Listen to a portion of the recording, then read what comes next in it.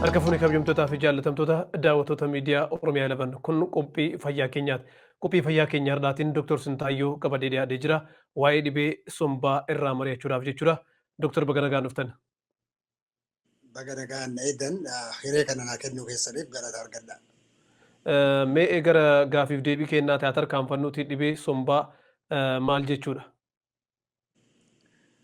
Ayyee galatoomii dhukkuba sombaa jechuun akka afaan Oromootitti dhukkuba daranyoo sombaa jedhaniiti beekama. Dhukkubni kun dhukkuba sombaa maqaadhaaf haa jedhamu malee qaama ilma namaa keessa bakki inni itti nama hin qabne hin jiru. Sammuu namaatirraa kaasee mataa keessa qaamota orgaanii yookiin qaama keenya keessa bakka dhukkubni kun waa hunda irratti bahuu danda'a. Kalee keenya irratti bahuu danda'a. Tiruu irratti bahuu danda'a. Sammuu keessatti bahuu danda'a. Gogaa keenya irratti illee bahuu danda'a. Bakkatti inni hin baane hin jiru. Ija keessatti illee bahuu danda'a. Garuu dhukkuba sombaa wanni jedhamuuf irra guddaan isaa nama sombi isaa dhukkubsatee qufa'ee jarmii dhukkuba kanaa alatti baasuutu nama qabsiisa. Waan irra hedduun ammaas dhukkubni kun namatti ol seenee somba keessatti qabamee taa'a. Sansanii fi dhukkuba sombaa jedhamee waan irra guddaan isaa somba dhukkubsuufi malee dhukkubni kun tuberculosis jedhaniin akka terminoloojii meedikaalaatitti garuu dhukkuba nuti akka dhukkuba sombaa jechuutti beekna jechuudha. Galatoomamee Doktor, gara dhibeen kun gosa qabamoo dhibeema tokkicha kanatu dhibee sombaa jedhameeti yaamamu waanuma somba hubuuf? Dhukkubni egaa baakteeriyaan waan kana fidu yookiin raammoo ijaan hin mul'anne baakteeriyaa jennaani raammoon isa fidu kun Mycobacterium tuberculosis jedhama. Baakteeriyaan kun hoggaa qaama keessa ega gadi seenee booda bakki dura qubatu somba keessa qubata. Somba keessa qubatee achirraa dhiigaan gama qaama bakka adda addaatitti deema jechuudha. Bakka dhaqe bakka biraa sanis hubee qabee dhukkubsuu ni danda'a. Dhukkubuma baakteeriyuma kanatu Mycobacterium tuberculosis kanatu tuberculosis sammuudhaa, tuberculosis onnee, tuberculosis kalee, kan garaachaa, kan lafee, kan bakka hundaa bakka dhukkubni qabu san nama qabsiisuu danda'u baakteeriyuma kana. Baakteeriyaan isaa tokko ammoo bakka inni itti qubatee nama dhukkuba qabsiisu sanirraa garaagarummaa qaba. Akka itti wallaanan illee booda itti dhufuu dandeenya. Akka itti wallaansi isaatti illee adda bakka inni qubaturraa ka'ee jechuudha. Yeroo ammaa kana dhibee kana namni gariin latent TB fi TB disease garaagarummaan isaanii yoo jiraateef hawaasaaf akka ifa gootaniif. Galatoomi kunis waan guddaadhaan mana gaafatte. Egaa latent TB fi dhukkuba TB jechuun maali garaagarummaan isaa waan jiru na gaafatte. Latent TB jechuun afaan keenyatti dhukkuba TB kan riphisee taa'u jechuudha. Riphisee wanni riphee taa'u tokko ripheetuma taa'a. Hoggasitti humaa siin godhu hanga sitti utaalee achi keessaa sitti hin bahinitti bakka itti riphise sanirra. So latent TB jechuun qaama keenya keessa hoggaa dura jarmiin sun ol seenu qaamni keenya wanni qaba. Waan akka loltuudha qaba qaamni keenya waan ofirraa ittisuun dhukkuba ofirraa ittisuun loltuun qaama keenyaa sun marseeti qabee hidhee baakteeriyaa san hidhee ukkaamsee kaayuu danda'a. Toota guutuutti hin dhabamsiisne garuu immoo qabee ukkaamseeti taa'an. Hoggaa ukkaamsee taa'uun kana jechuun jarmiin sun qaama keenya keessatti riphisee taa'utti jira jechuudha. Guyyaa eeggata. Gaafa eeggata. Hoggaa nuti dadhabu. Qaamni keenya dadhabu. Wanni marsee taa'u sun difeensii qaama keenyaa kan ofirraa dhukkuba ittisuu danda'u sun yoo dadhabe yoo humna dhabne yoo dhukkubni biraa dhufee dhukkubni sun qaama dandeettii teenya dhukkuba ofirraa dhorkuudhaa san nu dadhabsiise. Gaafas bakka riphee sanirraa ka'a jechuudha. Saniif latent TB kan jedhamu sun sani. TB riphisee taa'u jechuudha. Kan riphisee taa'u sun akkasumatti riphee taa'a. Dhukkubaa miti. Baakteeriyaan Dhukkubaa kun miti. qaama namaa keessa riphee taa'a jechuudha. Qaama namaa keessa riphee waan itti qaama keenya keessatti wanni dhukkuba nurraa dhorku difeensi siistamiin qaama keenyaa jechuudha. Marseeti ukkaamsee akka hin sossoone godhee qabee taa'an inninis riphisee ta'a achi keessa. Hanga inni humna argatee nuti immoo humna dhabnu. Maaltu humna nu dhorka yoo jennee ilaalle wanni nuti humna dhorku tokkoffaa yoo dhukkubni biraa jiraate. Dhukkubni biraa yookaan nu qabu taate. Dhukkubni qaama dandeettii teenya dhukkuba ofirraa dhorkuudhaa kan dadhabsiisu dhufu taate. Fakkeenyaaf yoo kaansariin faan qabaate. Namni tokko yoo dhukkuba sukkaraa faa qabaate. Yoo dhukkuba HIVdhaa qabaate. Waan humna dandeettii dhukkuba ofirraa dhorkuudhaa keenya dadhabsiisu hoggaan nutti dhufetti gaafas latent TB'n kun kan riphisee taa'u kunis humna argate jechuudha. Humna argatee utaalee achi keessa bahee bakka fedhu san dhaqee dhukkuba nutti ta'uu danda'a jechuudha. Hanga immoo achi keessaa hin bahinitti ukkaamsamee taa'utti jira dhukkubaa miti jechuudha. Ni jira qaama keenya keessa. Guyyaa eeggata. Bakka tanatti namni akka gaariitti hubachuun barbaachisaadha. Qaama keenya keessatti akka TB'n seenee ukkaamfameeti taa'utti jira malee dhukkubaa miti hoggasiif. So sani latent TB jechuudha.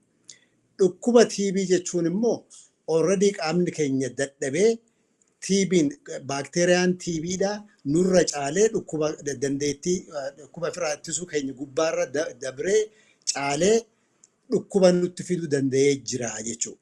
Dhukkubni isaa kun egaa gosa adda addaatiin bakka inni qubatee nu dhukkubsu qaama keenya bakka inni dhukkubsuudhaaf deemu san irratti hundaa'ee dhukkubni mallattoon isaa garaagarummaa qabaachuu danda'a. Dhukkuba TB kan jennuun bakka san ta'a jechuudha.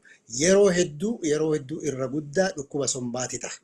Hoggaa somba keenya keessa hoggaa somba keenya nu dhukkubsu somba keenya bakka adda addaati deemee nyaatee qaama sombaa kana nyaatee akka kaavitii waan jedhaniin uuma. Kaavitiin kun waan akka qaama keenya kana nyaatee akka boollaa godha jechuudha. Akka boolla wayiiti godha qaama keenya kana. Qaama wanni keessatti waan boolla xixiqqishoo uummata somba keessatti. Bakki suni bakka inni itti wal horu. Jarmii miliyoonotaan lakkaawwamatu kaavitii san keessa jiraata jechuudha. Amma gaa hoggaa kaavitii san keessatti hoggaa dhukkubni kun jiru qufaana qufaa hoggaa qufaanuu qufaa kanaan wajjin alatti jarmiin kuni gadi baha. Qufaa dhiiga faa qufa'uudhatu malla yoo hoggaa somba keenya waan nyaatee fixu wanni godhuuf jecha jechuudha.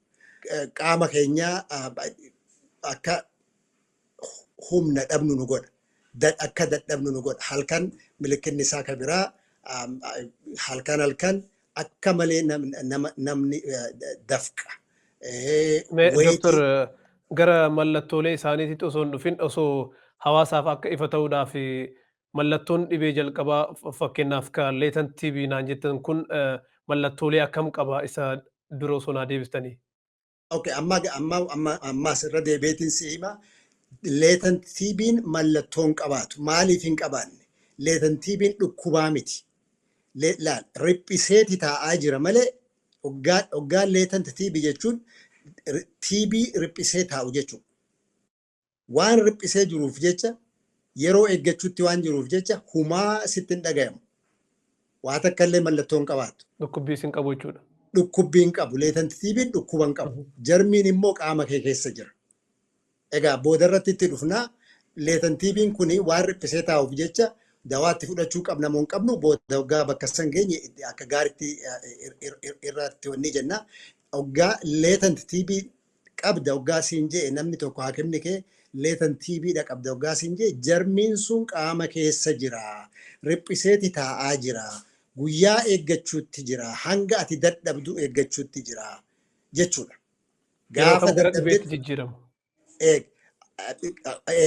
Gaafa ati dadhabdetti gaafa humni qaamni kee humna dhukkuba ofirraa ittisuu dadhabetti yoo dhukkubni biraasi qabaate fakkeenyaaf akka reefuun tana dubbate dhukkubni sukkaraa faa nama yoo qabu taate dhukkubni leetan tiibii namtichi qabu sun dhukkubni sukkaraa kuni qaama isaa dandeettii dhukkuba ofirraa ittisuudhaan waan balleessuuf waan dadhabsiisuuf jecha hoggas humna argatee itti ol ka'ee tiibii ta'uu danda'a jechuudha. Yoo namni tokko kaansara faa qabaate, yoo dawaa adda addaa kan fudhatu taate, yoo HIV faan kan qabu taate, wanni kanaa kun yoo hin beekamu ilmi namaa waan qaama isaa wanni dadhabsiisuu malutu waan baay'eetu jira. Sababa sanitti achi keessaa bahee dhukkuba tiibii ta'a malee leetan tiibiin mataa isaatitti dhukkubaa miti. Garuu immoo baakteeriyaan sun raammoon sun qaama kee keessa jirti jechuudha. Galatoomaa Dooktor, mee namni tokko dhibee tiibiitiin qabamuu isaa mallattoon inni ittiin beeku yoo jiraate? Okay, gaariidha kun amma dhukkuba tiibiidhaan namni qabamuu kan mallattoon itti beeku dhukkuba tiibii sombaa hoggaa ta'u dhukkubni tiibii sombaa kun ni qufaasisa, akka malee qufaasisa. Nama qufaasisa. Qufaan isaa kun aakii qaba. Aakii keessa dhiigni illee jiraachuu mala. Tokko san. Qaamni isaa ni oo'a. Laydaa akka jennuun kana jechuudha. Qaamni isaa akka malee oo'a. Hurkaa qaba. Hurkaa halkan fakkeenyaaf halkan fa'aa osoo rafee jiru ansoolaan kun fa'aan akka malee jiidhaa. Namni biraa akkasitti namni bira jiru namni wajji rafu namni mana tokko keessa wajji rafu sun hangas akka osoo hin hurkin yookiin hin dafqin abbichi tiibiin dhukkuba tiibii qabu sun akka malee hurka akka malee dafqa jechuudha. Kun tokko san ka biraa qaama hir'isaa wanni isaa ulfaatina qaama isaa jechuudha. Akka malee akka hir'isuu ta'uu mala. So waan akkanaati mallattoon isaa. Galatoomaa mee Dooktor, yeroo tokko bu'aan qorannoo namichi mallattoolee kanaan ala qorannoodhaan beekamuu danda'amoo mallattoolee kana yoo qabaate namni gara hospitaalaa deemuu qaba? Egaa akkumaan reefuun tana dubbaddetti tiibii jarmiin isaa hoggaa qaama keenya keessa seene takka eega qaama keenya keessa seenee booda qaama keenya keessa jiraa jechuudha tiibiin sun. Yoo mana haakimaa dhayxee laalamtu waan ittiin nama laalan waan adda addaatitu jira. Kan yeroo baay'eedhaaf beekamu harka gubbaarratti waan nama dirantu jira. Nama waraanan si waraananiit sa'aatii 72 keessatti deebitee hoggaa laalamtu. Yoo bakki sun ka'ii ta'u taate, ka diimatu taate, laalanii meetiraan laalanii jarmiin tiibiidhaa qaama keessa si jiraa sin jaan. Suni kan sitti himu qaama keessa tiibiin jiraachuu isaati. Baakteeriyaan sun ni jiraa jechuudha. Amma zamana kana wanni gogaarratti godhanii harka gubbaatti godhan sun yeroo dheeraadhaaf amata 100 ol itti fayyadamne ammallee itti fayyadamaatuma jiran. Amma immoo zamana dhiheenya kanatti dhukkuba kana baakteeriyaan qaama keessa jiraachuu isaa haalli itti beekamu dhiiga sirraa fuudhanii laaluudhaan beekuun ni danda'ama jechuudha amma zamana ammaa kana. Yoo namni tokko qufaa qabaatee qufaan suniif mana haakimaa dhaqee raajii hoggaa kaasan x-ray jechuudha. Hoggaa raajii kaasan somba gubbaarratti milikkita agarsiisa jechuudha. Haakimtichi san argee sanirraa ammaas aakiillee hancufa aakii jechuudha. Aakiin hoggaan waan hancufa hoggaa qufaan waan nu keessaa bahu kana jechuudha. San fuudhanii sanis wanni itti ergan laaboraatooriitti erganii laaboraatooriin baakteeriyaan sun keessa jiraachuu isaa agarsiisti jechuudha. Bakka biraa immoo qaama biraa hoggaa tahe yoo somba keessa ta'uu baate bakka biraa tahe fakkeenyaaf lafee gubbaarratti yoo tiibiin ka bahu taate achirraa wanni fuudhanii laaluun ni danda'ama. Waan akka baayopsii jedhanii irraa marfee jiranii marfeedhaan keessaa fuudhanii laaluun ni danda'ama jechuudha. Egaa haala akkanaatiin argama TB'n qaama kee keessa jiraachuu. Doktor mee baakteeriyaan dhibee sombaa kana namarraa namatti daddabarsu karaa kamiin daddabarsuu danda'a? Gaariidha kun gaaffii gaarii na gaafatte. Baakteeriyaan kun akkamitti namarraa namatti dabra? Tokkoffaa dhukkubni akka reefuun tana jennetti latent TB namni qabu namatti dabarsuu hin danda'u. Maaliif wanni baakteeriyaan already qabamee taa'utti jira. Dhukkubninis dhukkubaa miti. Saniif latent TB'n namatti hin dabarsu kana jala murree dabruutu nu barbaachisa. Kan itti aanu TB'n namatti dabru TB sombaati. Ka somba keessa jirutu namatti dabra.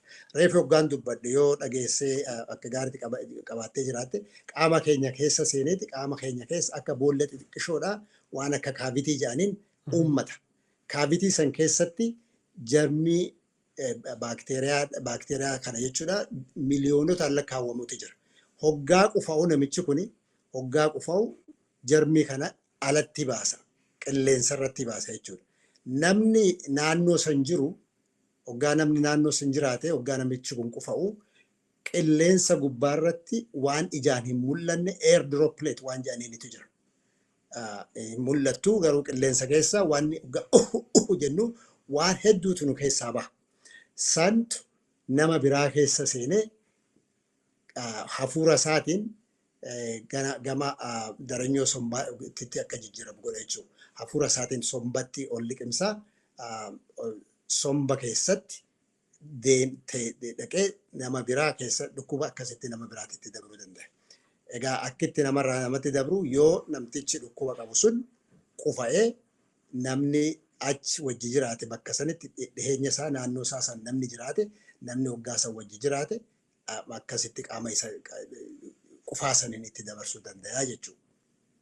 Yeroo hedduu biyya keenyatti namni nama dhibee sombaatiin qabame of eeggannoo guddaa godhaa irraa dhiyeessaa. Wal bira dhaabbatanii haasa'uudhaan dhibeen kun namatti darbuu danda'a? Wal bira dhaabbatanii haasa'uudhaan dabruu ni danda'a yoo abbichi qufa'e. Nama qufa'u namtichi qufa'u yoo qufaa isaa ofirraa dhoorkuu baate yoo maaskii uffachuu baate yoo qufa'ee qilleensa irratti ka godhu taate hanga ati itti dhiyaatutu murteessa. Amma yoo sababa COVID kanatti meetiraan ganaa walirraa fagaadhaa jechuun kuni hedduu faayidaa fide. COVID qofaaf osoo hin ta'in TB'dhaaf illee faayidaa guddaadha fide. TB'nis yoo namni walitti dhiyaatee meetira 3 gaditti walitti dhiyaatee waliin haasawaa jiraatu taate hoggaa qufa'u qilleensi sun baakteeriyaan sun afaan namicha kanaa keessaa baatee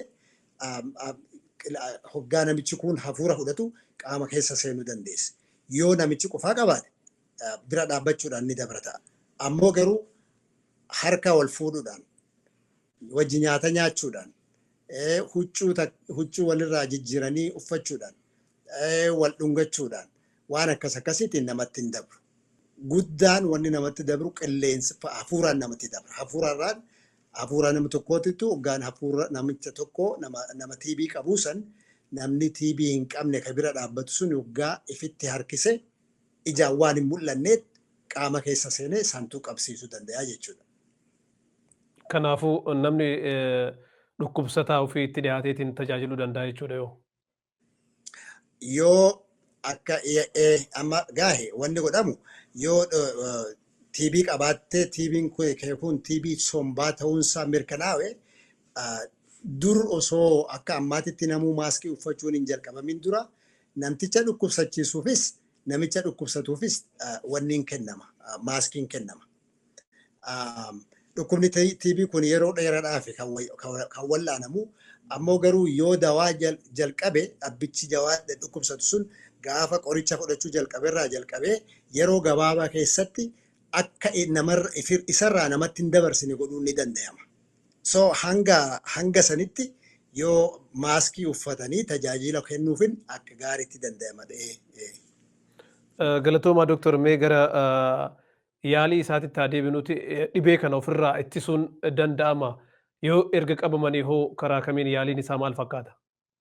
TB'n dhukkubni TB hedduun isaa namootuma duraan qabamanii leetan TB reefuun tana jenne san TB'n qaama isaanii keessa seenee qaama isaanii keessa ture riphisaa tureetu hoggaa isaan dadhaban immune systemiin isaanii yookiin dhukkuba ofirraa ittisuu hoggaa dadhaban itti ol ka'a, itti bayyanata. Nama hedduun akkasi. Sanirraa ka'ee yoo leetan TB san qorichaatu kennamuufiitu jira. Akka gaartiin irra deebi'uu barbaada. Leetan TB'n dhukkubaa miti. Ammoo baakteeriyaan qaama keessa jira. Kanaaf hoggaa haakima dhayitu manni haakimaa qaama keessa baakteeriyaan waan si jiruuf jecha gaaf tokko baakteeriyaan kun dhukkubatti sirraa sitti jijjiiramuu waan maluuf jecha akkasitti hin jijjiiramneef ittisuudhaaf qoricha fudhachuu qabdaa siin ja'a. Yoo qoricha san fudhatte qoricha san akka haakimni si ajajetti hoggaa fudhatte dhukkuba fuulduratti ofirraa ittista jechuudha. Qorichi sun maal sii godha? Akka baakteeriyaa san qaamni kee marsee taa'u sun keessa seenee akka barbadeessu, akka baakteeriyaa san ajjeesu gargaara qaama kee. Qaama keetiif humna taa'aaf jechuudha dawaan sun. Dawaan sun dhaqeeti akka waan cufee taa'uunitu jira baakteeriyaan sun wanni isaa waan ittiin qaama keenyarraa inninis ittisu qaba. Yoo hoggaa dawaa fudhattu dawaan sun dhaqeeti waan san waan silaa inni ittiin ittisu san irraa dhabamsiisa. Hoggaa waan san irraa dhabamsiis wanni keenya dhaqee ajjeesuu danda'a jechuudha. So leetan TB yoo namni leetan TB qoricha fudhate hanga haakimni jedheen san hoggaa fudhate akka fuuldura TB'n isa hin qabne godhuu danda'a. Tokko kan biraa nama TB'n qabu, nama dhukkuba TB qabu, nama qufa'u hoggaa beeyne hoggaa agarree irraa hanga danda'ame irraa fagaatanii dhaabbachuu akkuma reefuun tana jenne sanitti maaliin namatti dabra jenne hafuuraan namatti dabra jenne. Hafuuraan akkuma amma hoggaa COVID kana walirraa faffagaannee 6 feet jennaan Ameerikaa kana keessatti bakka biraatitti immoo hanga meetira 2 jechuudha.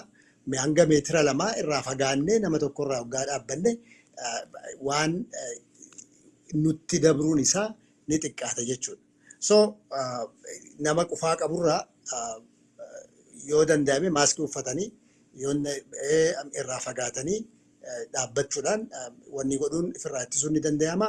Yoo immoo leetan TB hoggaa qabaatanis hoggaa qaama keenya keessa TB'n baakteeriyaan TB seenee yoo hoggaa riphisu sanis dawaa namaa kennamutu jira. Dawaa kennamu sun fudhatanii akka haakimni namaan jeetti fudhatanii akka TB'tti hin jijjiiramne godhuun ni danda'ama jechuudha. Asirratti egaa chaalenjii guddaatu jira. Chaalenjiin guddaan jiru maali? Amma atuu amma mana haakimaa dhaqxee dhukkuban qabdu sitti hin dhagahamu wanni sitti dhagahamu hin jiru. Ammoo garuu amata 10 booda amata 20 booda maybe anytime TB'n sitti dhufuu mala waan baakteeriyaan qaama kee keessa jirtuuf jecha dawaa baatii 6 fudhadhu yoggaa siin jedhan maaliif jetta guyya guyyatti qoricha fudhachuun baatii 6 fayyaan qaba jeeti namni hedduun dhiisa. Egaa dawaa jalqabee dhiisuun sun tokkoffaa wanniidha fida reezistaansii fida akka dawaan sun fuulduraaf hin hojjenneef godhuu mala. Boodatti immoo garuu TB'n sun isa qabuunsaa hin hafu jechuudha. Kanaaf jecha waggaa mana haakimaa dhaqanii leetan TB'tu sirti jira. Leetan TB kanaaf qoricha fudhadhu hoggaa namaa hin jaan qoricha san fudhachuun hedduu barbaachisaadha jechuuf hin jedhe. Galatoomamee Dooktor Gaafii keenya gara xumuraatti deemutti jirra. Yeroo tokko namni dhukkubsataa dagalee dhaabatu namichi kun dhibeedhaan qabamuu isaa hin beeku. Abbichiin yeroo tokko immoo namnichummaan qabame sunuyyuu dhibee kanaan qabamuu isaa hin beeku. Dhaamsi isin lamaan isaaniitii dhaamtan yoo jiraateef.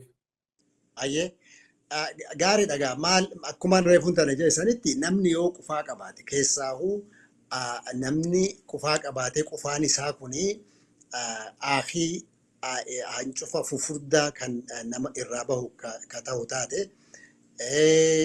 yoo dhiiga faa waggaa qufa'ee aakii tufu aakii isaa san keessa yookiin hancufa isaa keessa dhiigni faan ka jiru taate sun mallattoo namtichi sun dhukkuba TB qabaachuu danda'a jiru agarsiisu jechuudha. Waan kana ta'eef abbichi waan akkasii qabu. Qufaan isaa kun yoo torbaan lamaa ol sababa wanni tokko malee akkanumatti continuously osoo addaan hin cinne torbaan lamaa ol qufaa ka qufa'u yoo taate namni tokko mana hakimaa dhaqee ilaaluun barbaachisaadha.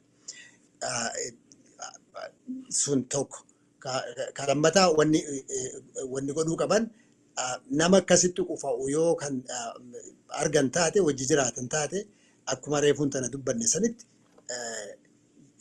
yoo danda'an maaskii uffachuu yoommoo maaskii uffataniitis hanga meetira lamaa adda fagaatanii dhaabbachuu yookiin 6 feet jennaan biyya tanatti adda fagaatanii dhaabbachuudhaaf tattaaffii godhu. Akka yoo namni nama TB qabamee dhukkuba TB sombaatiin nama qabamee wajji walitti dhufeenyaan qaba jedhee namichi shakkii qabaatu mana hakimaa dhaqee ilaaluun barbaachisaadha. Dhiigarraa fuudhanii ilaaluu danda'anii gogaa isaa gubbaarratti qaama isaatirratti marfee xiqqishoo takka diranii marfee xiqqishoo san booda laalanii sa'a 72 booda laalanii ni qabdaa baakteeriyaan keessa jiraafee hin jiru itti himuu ni danda'an jechuudha. So akkanaan ofirraa ittisuun ni danda'ama.